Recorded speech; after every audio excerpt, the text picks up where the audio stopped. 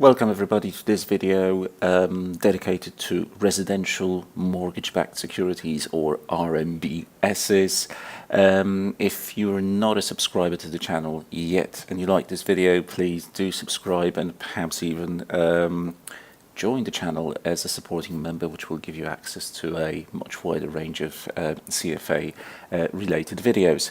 Okay, let's get cracking with the content. Your curriculum makes a big song and dance about RMBS. You need to know quite a few things about these types of securities, and there are going to be two types that we're going to discuss. First of all, mortgage pass-through securities, which are relatively simple, and they provide the building block for a more sophisticated and complex structure known as the CMO. This stands for collateralized mortgage obligations, which are built on mortgage pass-through securities. So let's start with those building block elements first.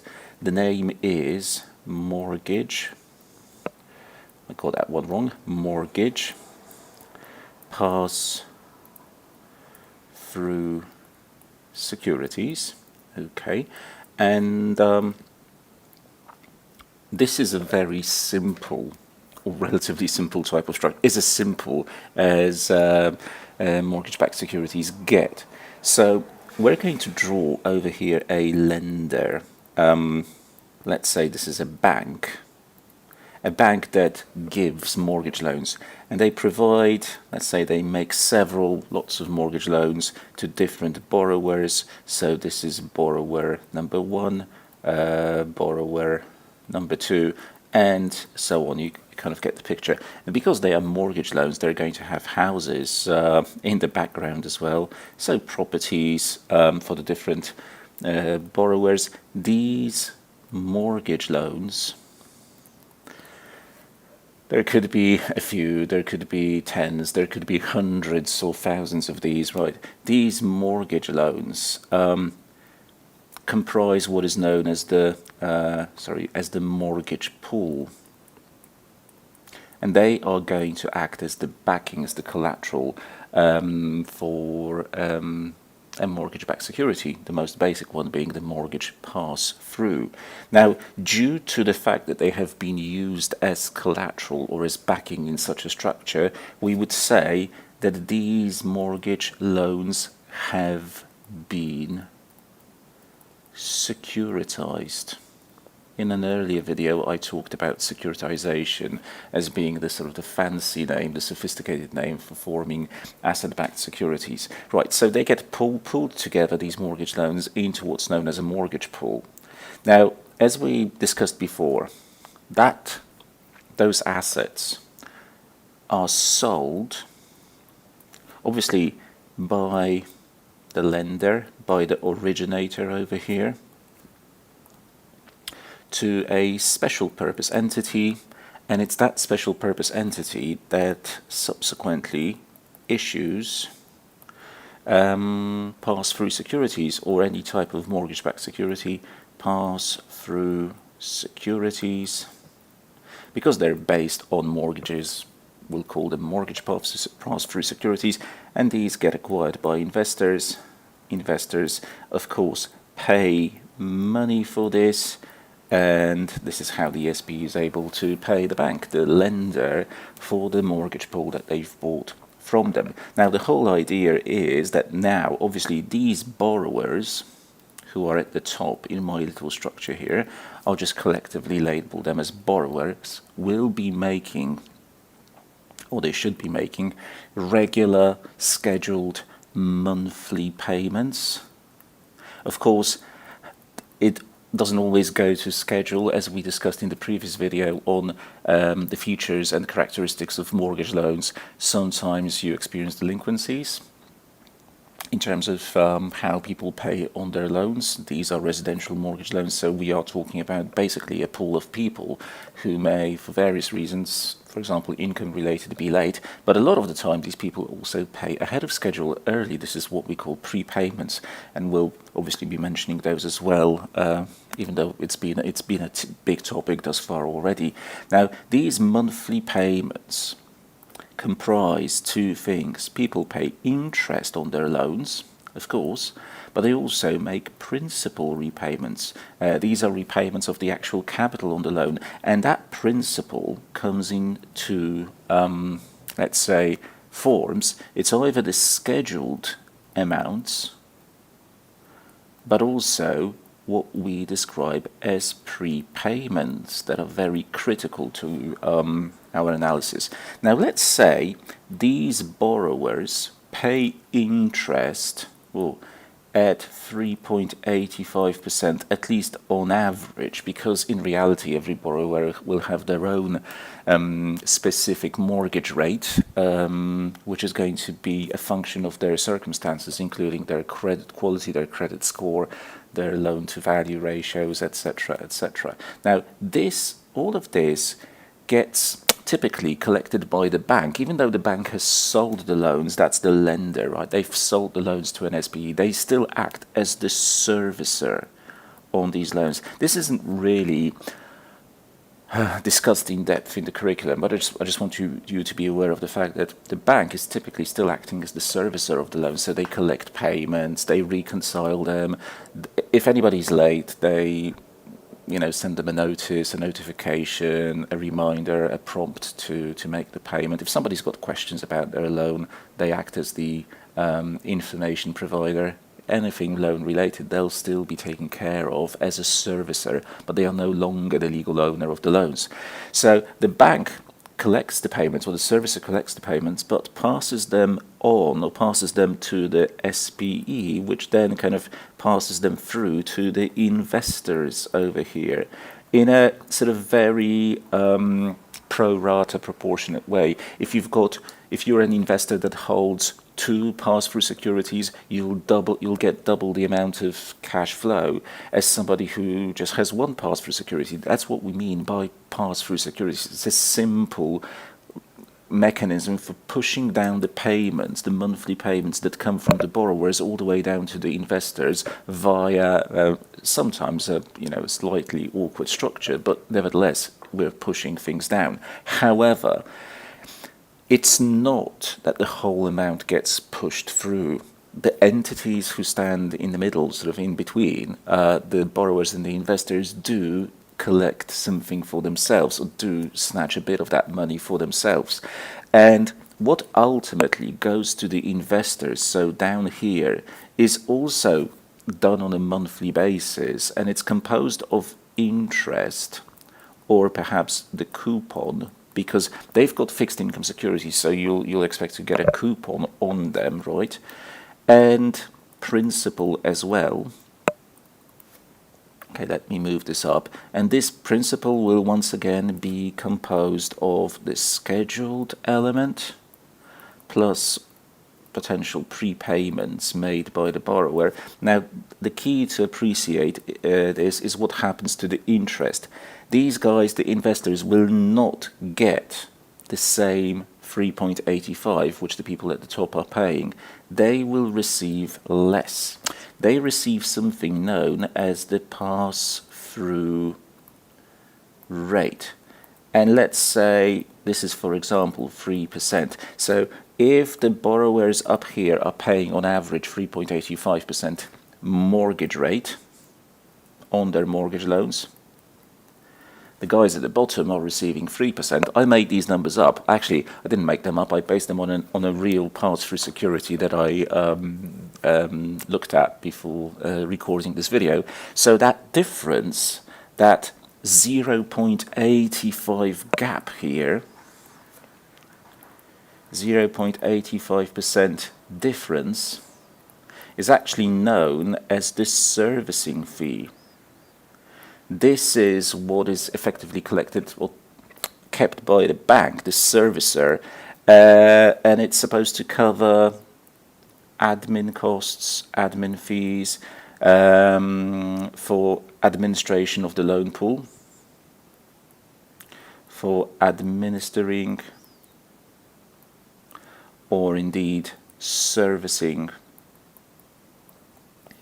the loan pool, the pool of collateral. Plus, as we discussed in a previous video, if you've got agencies involved, like Fannie Mae, Ginnie Mae, Freddie Mac in the United States, for example, those agencies will also additionally guarantee that investors will receive their money on time. So also some element of this will be fees that are passed on to the guarantor, typically, or e.g. an agency who's involved in the whole process. Right. What I want you to, I've got a few names down which are quite important. Pass-through rate, that's very important. And up here, I'm just going to squeeze something in and then I'll expand on it. I'm going to write the term WAC, W-A-C, which stands for Weighted Average Coupon, and we'll talk about this subsequently, right, in a few minutes' time. Let me now just focus on the idea of the pass-through rate, which was down here. The pass-through rate. I had it in orange, so I'm going to use the same color here as well. This is the coupon rate on our mortgage pass-through security. So ultimately, what the investors are supposed to be receiving. Mortgage coupon rate on the mortgage pass-through. It is also referred to as the net interest a lot of the time, or the net coupon.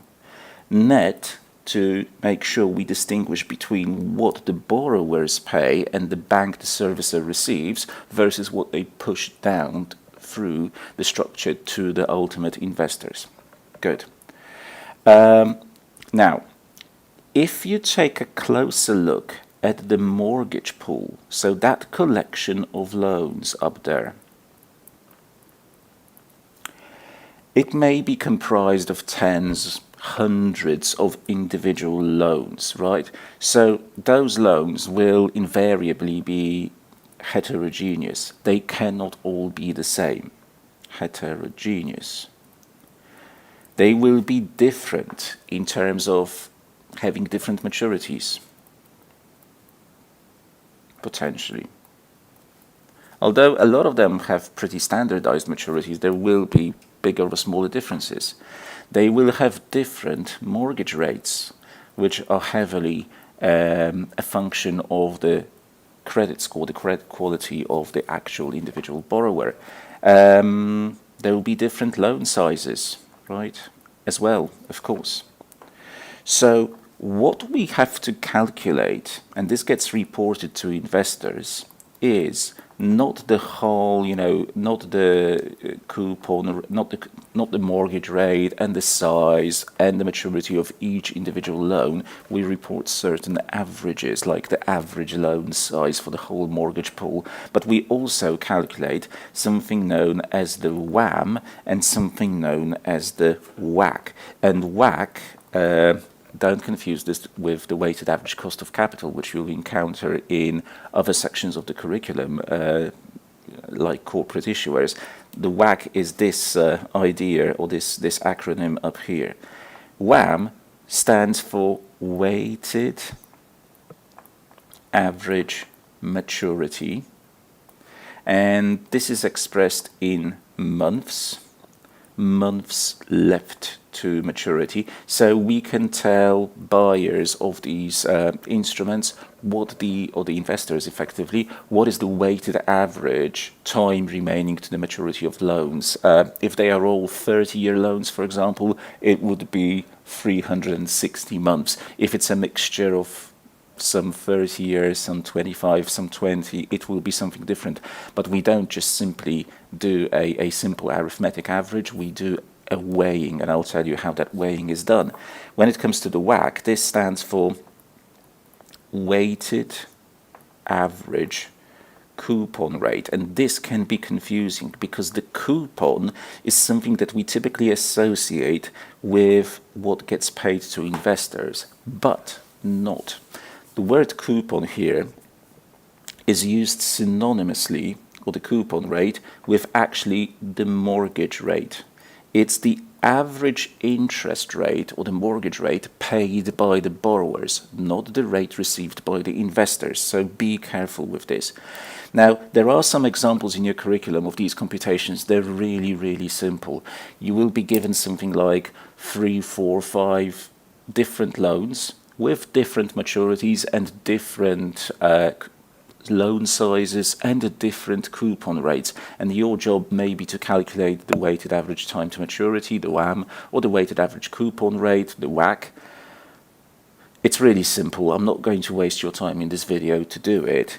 Just bear in mind that the weights are supposed to be calculated as the proportion of the outstanding balance on a specific loan, how much money is left to be repaid on the loan relative to the outstanding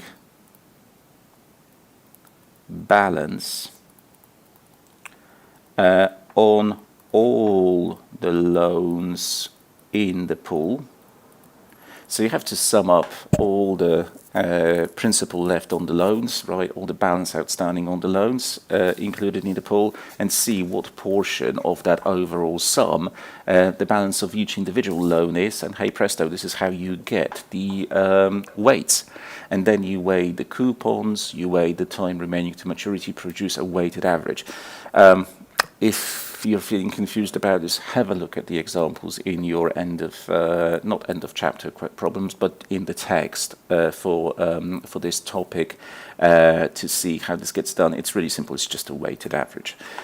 Now, more importantly, I said we would talk about different types of structures, and I just discussed the mortgage pass-through, and now I'm going to move on to the more sophisticated type of residential mortgage-backed security, namely the CMO, which, you may remember that I mentioned this, is actually built out of mortgage pass-throughs. So you need mortgage pass-throughs to create the more sophisticated structure. This stands for collateralized mortgage obligation. Okay. And as I said, we need some pass-throughs first. So let's imagine we've got, I don't know, 2 pass-through structures. We've got a mortgage pool over here. That's a pool of mortgages. Let's call it number 1. We've got a mortgage pool over here. Let's give it a number 2. So this is a collection of loans, this is a collection of loans, and we may have other additional collections of loans also included, right? There's nothing magical about the number 2 here, it's just easy as an example. And each one of these mortgage pools will be acquired by an SPE. So this is SPE1, this is SPE2, and on a monthly basis, these SPEs will receive interest and principal payments, interest payments and principal repayments coming from the borrowers involved in each of these mortgage pools. The principal will be, let me stress this, both the scheduled element as well as prepayments. Prepayments feature very heavily in all of these discussions.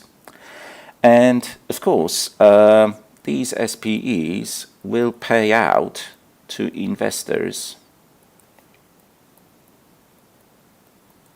the effect. They'll pay net interest or net coupon, or as you now know, this is also known as the pass-through rate, aka net interest or net coupon, plus principal. Once again, let's emphasize both the scheduled bit and the prepayments.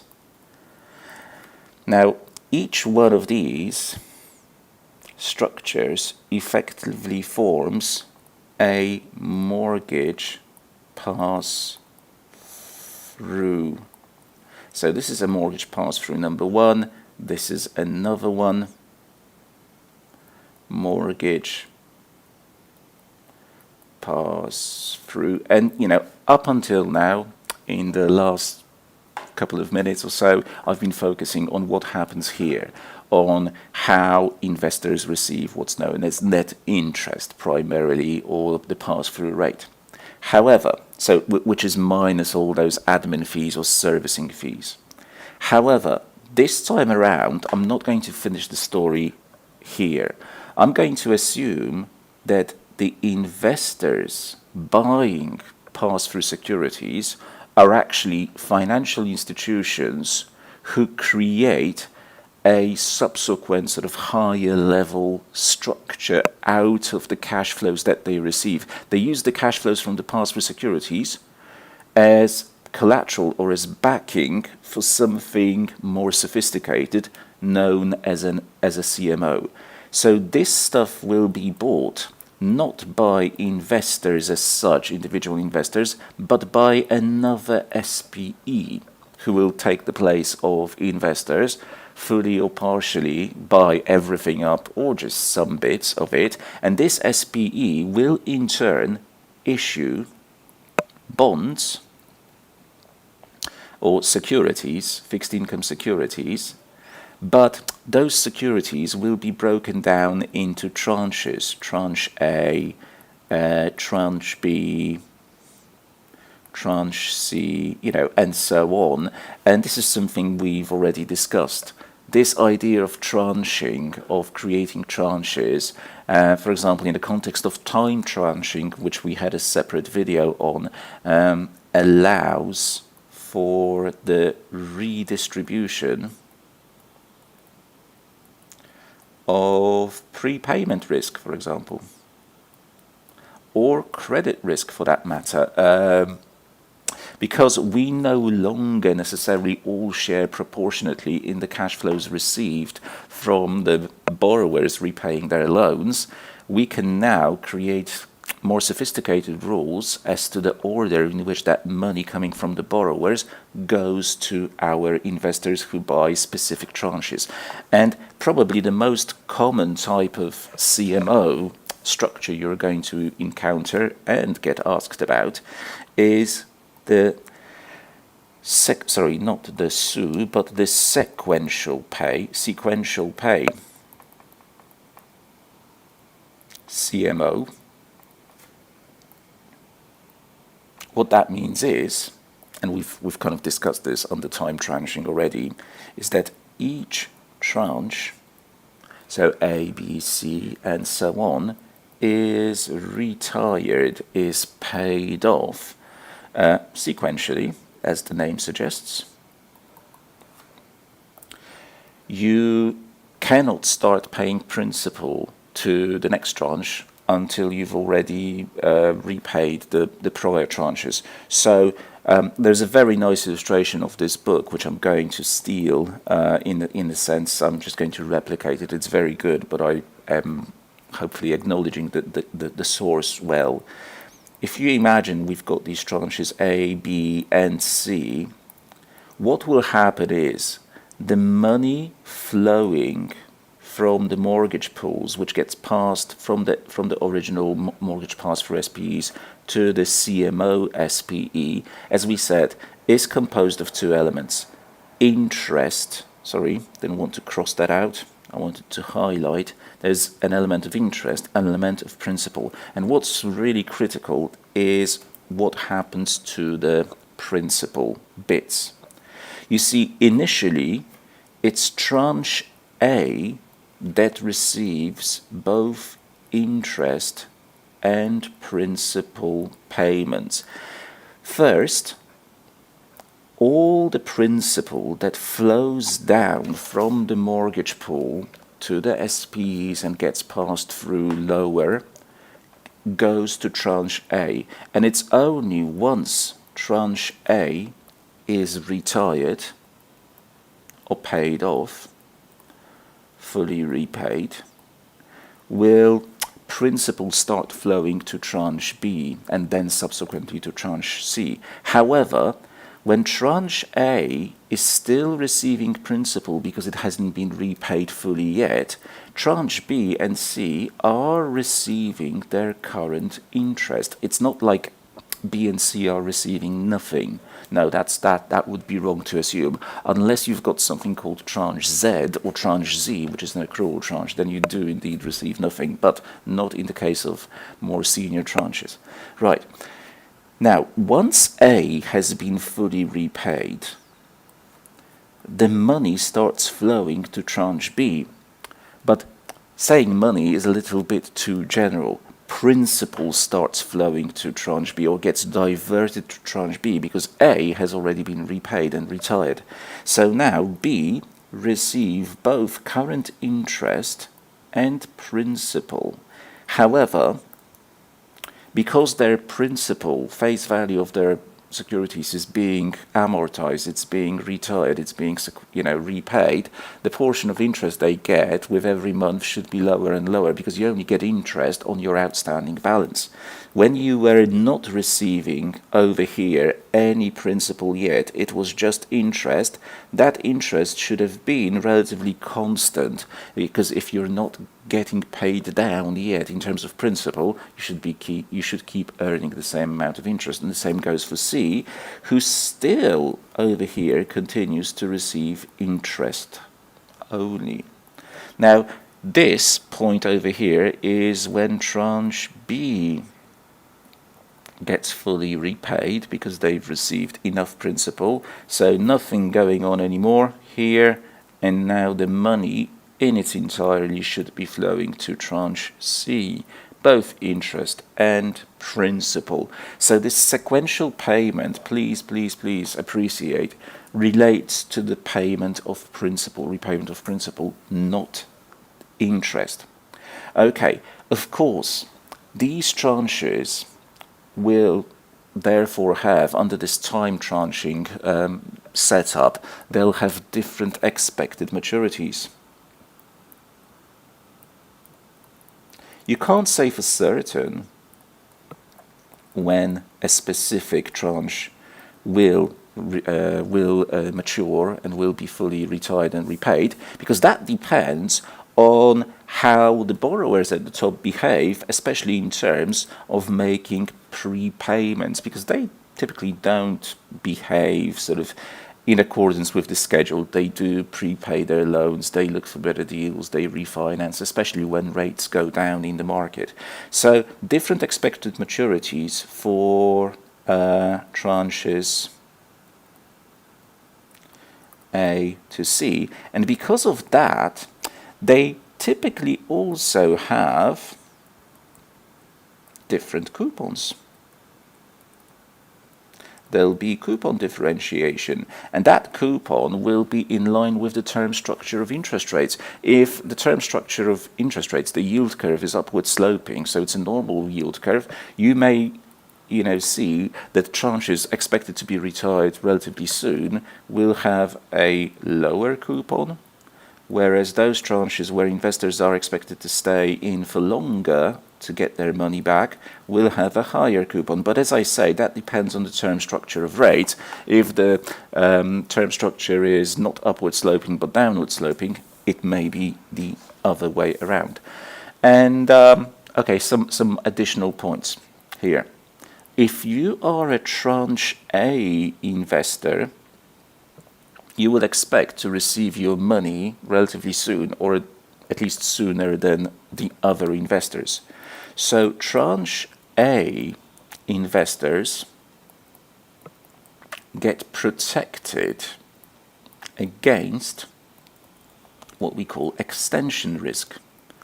The risk that they will have to wait a longer time to receive the principal back.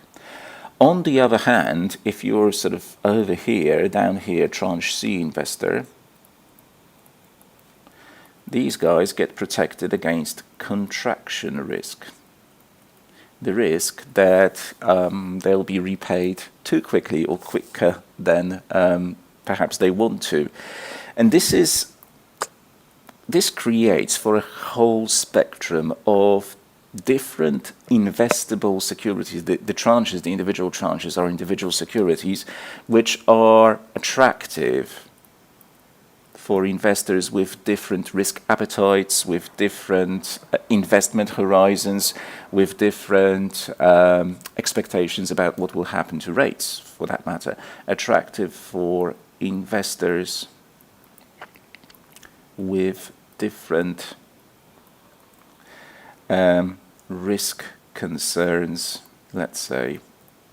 But also in a positive sense, you may want to take a certain risk on. For example, if you think that interest rates are going to drop, why not invest in tranche C? Because that will keep you earning a fixed level of interest for a relatively longer period of time. However, if you think interest rates are going to go up relatively soon, well, invest in tranche A, because that way you recover your money.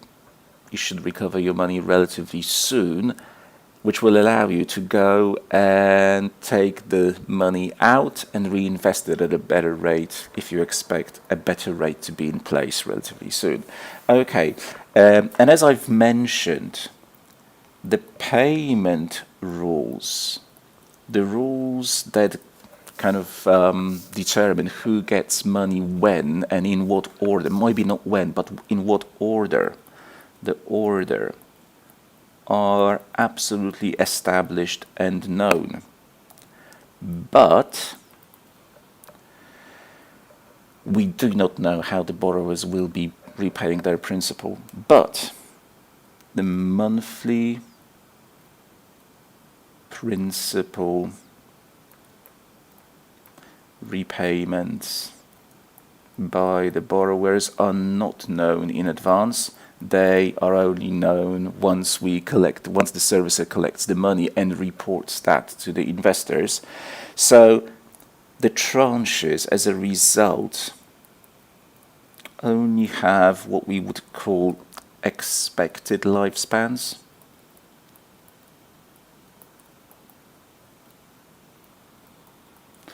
And that makes them attractive suitable for investors with different investment horizons. Investors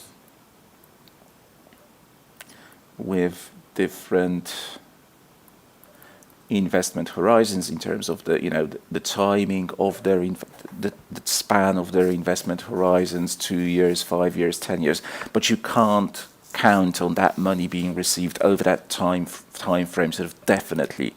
It's all down to how the borrowers behave, which is in large part a function of what happens to interest rates. Good. Let's now talk about some other CMO structures other than this sequential pay. And there's a couple you need to know. This gets a little bit technical, and I'll do my best to try and explain each one as best I can, but within the confines, within the limits of what you actually need to know for the exam. First of all, something that I already mentioned, the Z or the Z tranche, if you prefer the American pronunciation. This is also known as the accrual tranche or the accrual bond or the accretion bond. Accretion and accrual have very similar or the same core to that word, so they're kind of one and the same. If you are an investor who buys the Z tranche, we are realistically going absolutely to the bottom of the alphabet here in terms of naming the tranches. This is a very specific tranche because you receive no current interest is received. When I was drawing the previous diagrams or graphics here, I told you that the lower tranches still keep getting their current interest, even though their principal is not being repaid yet, they keep getting current interest. Well, for tranche D, if this was tranche Z, this would not be the case. You wouldn't keep getting current interest Well, at least not until a specified date, after which you would receive both interest and principal repayments as well, starting to flow.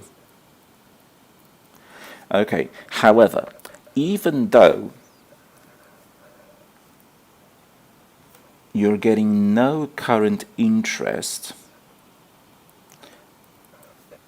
that interest doesn't flow to US cash. Instead, that interest accrues. That's why it's called the accrual tranche. Instead, the interest kind of gets capitalized. So instead of you receiving that money, it gets added to your principal value, the capital of your investment. Instead, the interest is added, or let's say capitalized, to principal value. So the interest you haven't received in a specific month makes your balance grow, and next month the interest that accrues is already based on a higher principal value. That's the way it works, just like, you know, with compound interest in financial mathematics. Typically, this is the tranche which gets paid off, so retired as the last one. What else? The point of it is, because these investors do not receive any current cash flow until a relatively late date, it allows us to so it frees up cash flow for other tranches to be retired accordingly, kind of sooner, right? The interesting thing about it, and this is, you know, a positive thing, is that there is no reinvestment risk here, because you're not getting any money until a very late date, so you don't have to worry about reinvesting it. But as with, you know, zero coupon bonds, where you don't also receive any money during the life of the bond, everything comes at the end, you face a high level of risk due to the high level of duration on these, modified duration, because everything comes in a single cash flow, maybe not a single cash flow, but everything is delayed until a very, very late time.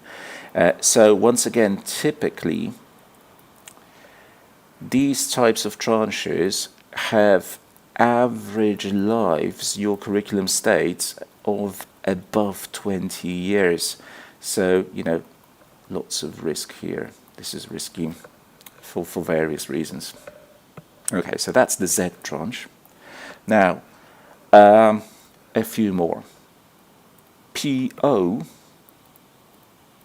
or principal only tranche, and this will be coupled with something known as the IO, the interest only tranche. Actually, let me draw it maybe to the side here, because they are absolutely companions. So this is interest only tranche. Good. So, you know, when the money flows from the top, from the mortgage pools, from the borrowers, it's composed of interest and principal, the principal being both the scheduled and prepayments. Well, why not split it, not in a time fashion, you get money early, you get money later, but just say everything that's interest goes to one set of people, everything that's principal goes to another set of people. So the people who sign up for a PO tranche receive only the principal payments, be they the scheduled ones or any prepayments that may be happening, whereas the IO people receive only the interest payments. Okay, and over here, it's funny because these are companions of one another. You create one and you create the other kind of simultaneously. It's a natural split. And the funny thing is to consider, or interesting thing is to consider what these people are wishing for, the people who buy into the PO and the IO tranche. If you buy into the principal-only tranche, you kind of know how much principal you'll receive over the life of the instrument. It's just a question of how soon you'll get it. Will you have to wait a long time, or will it come quick? And you probably want it to come as quickly as possible. So both of these are very sensitive to changes in prepayment rates. Very sensitive to prepayments and what's happening here, in terms of the prepayments. However, on the left-hand side, where we've got the PO tranche, if interest rates in the market go down, then prepayments pick up. The rate of prepayments picks up, accelerates. People start refinancing their loans and repaying their existing mortgages. So money flows down this whole structure to the PO tranche, and the value of the PO tranche goes up because you get the principal back sooner. You're not making any interest on this, so it's just as well that you get it back sooner than later. Better turnaround or turnover. On the other hand,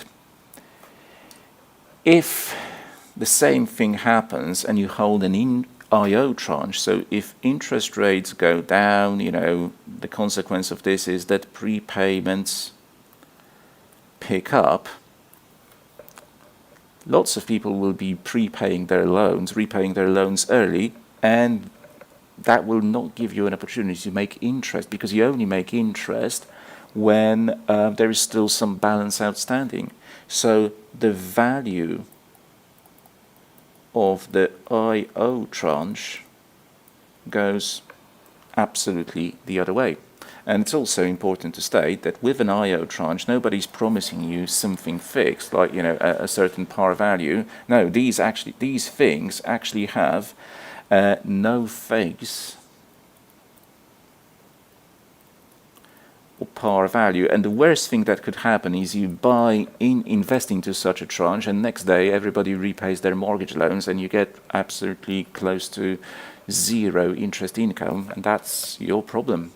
That would happen if interest rates dropped significantly, motivating people or incentivizing people to go and refinance their loans pretty quickly after they took the initial loan out. Obviously, this would be true in the face of no penalties for early repayments. Okay. Which exist in many markets, but especially in America, they don't really exist. But in Europe, they do. Okay, just a few more of these additional CMO structures. Floating rate tranches. I was going to write notes, but that's what you call a bond with a variable or floating interest. This is where the interest that you receive is linked to a market reference rate, like the Euribor in Europe, for example, or some other form of index. This is often, or it may be, subject to a cap or a floor, so a maximum level of interest and a minimum level of interest that will be paid on the tranche. And also, please be aware that what sometimes happens is we create inverse floating tranches. So may be structured as inverse floaters, where the interest received by investors is actually inversely related to the level of interest rates in the market. If the MRR goes up, this tranche pays lower interest. If the MRR goes down, the interest on this tranche picks up. But that, you require a bit of financial engineering to create that kind of setup. Don't worry about how it's done. Just be aware of the fact that it may come in this form as well. What else? We have something called a residual tranche, possibly. It's not as if all of, you won't encounter all of these in one setup. You'll typically have a sequential pay CMO with tranches being sequentially retired. That's what you'll normally find. Everything else here are that sort of more exotic, less common setups. So a residual tranche is one that pays out any, as the name suggests, residual cash flows. So any money left still after the obligations to the other tranches have been settled. To other tranches have been settled. And this, as you can imagine, is a pretty risky one. There may be nothing left, there may be something left. It's for investors who have an appetite and the ability to take on that risk, like hedge funds or certain long-term institutional investors who, due to their long-term investment horizon, have the ability to recoup losses over that time. It's not something that the banks would, for example, be interested in, given their low capacity to absorb risks, given the low amounts of capital that they've got. And the final one you'll be happy to know, something known as the PAC tranche. Now, this is a relatively important one, so it's a good idea to pay attention here. PAC stands for Planned Amortization Class. Okay. And it's typically accompanied by what we call support tranches. Right. What happens here is that if prepayments, remember prepayments, so the repayment of capital outside of the normal standard loan schedule is what generates cash flow uncertainty typically in these types of structures. You never know when the principal will be repaid, and there's a big risk that it will be repaid sooner than officially scheduled. However, if the prepayment levels or if the prepayment rates are within a predetermined range, not too low, not too big, kind of as more or less expected, then investors holding the PAC tranche, the Planned Amortization Class tranche, PAC tranche investors receive principal repayments according to a fixed schedule. So they effectively get a very disciplined kind of instrument which pays them a specific amount of cash flow on specific dates. This goes on over a specified, an upfront agreed, a specified period. But this behaves in a very disciplined way. The PAC investors do not feel any of the consequences of the fact that the borrowers at the top are not necessarily paying to schedule. They get their payments according to a specific schedule. So they are protected from that prepayment risk. Prepayment risk protection and effectively cash flow certainty to a large extent. Obviously, this is not guaranteed. Why? Because it only works if the borrowers at the top are keeping their prepayment levels within a certain minimum to maximum range. Even though the borrowers at the top are making some prepayments, so there are contractions and accordingly also extensions, the PAC investors or the PAC tranche is completely protected. And this is where the support tranches come in, because the support tranches are a bit, or the investors holding bonds that belong to the support tranches are a bit like bodyguards who surround the person who's supposed to be protected. If there is too much money, flowing ahead of schedule, we want to divert that money, and we don't want it to hit the PAC tranche because they've been promised a certain money in accordance with a schedule. So a lot of that money will be diverted towards the support tranche that's protecting them here from contraction risk, money being received too early.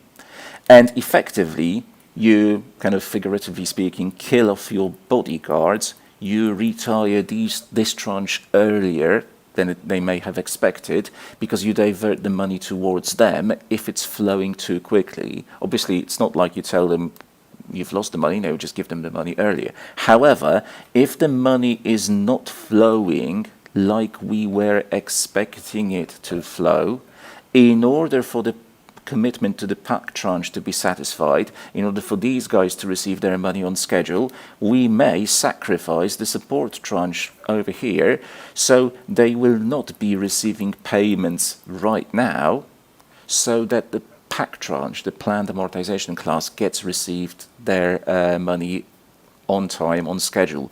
Obviously, whenever you get somebody to face a bigger risk so that somebody else may face a lower risk, in this case the PAC tranche is the one being protected and therefore facing lower risk, you should compensate them with higher coupons.